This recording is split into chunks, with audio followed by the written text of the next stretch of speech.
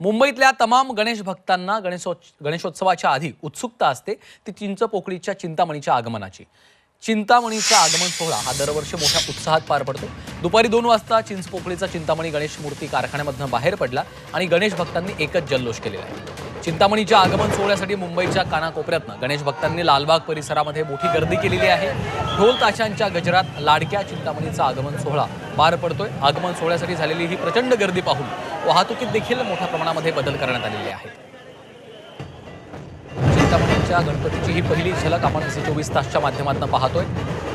दुपारी 2 वाजता चिंचपोकळीचा चिंतामणी गणेश मूर्ती कारखान्यातून बाहेर पडला आणि गणेश भक्तांनी त्यानंतर आता एकच जयघोष केलेला आपण पाहतोय।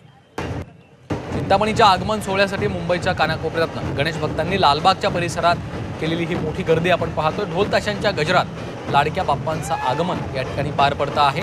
आगमन सोहळ्यासाठी झालेली ही प्रचंड गर्दी पाहून आता वाहतुकीत देखील काही बदल करण्यात आलेले आहे। आगमन सोहळ्यासाठी लालबागमध्ये झालेली गणेश भक्तांची ही प्रचंड अशी गर्दी आपण पाहतोय आणि गणेश भक्तांमध्ये उत्साहाचं आनंदाचं वातावरण आपल्याला या संपूर्ण कालावधीमध्ये आता पाहायला मिळतं।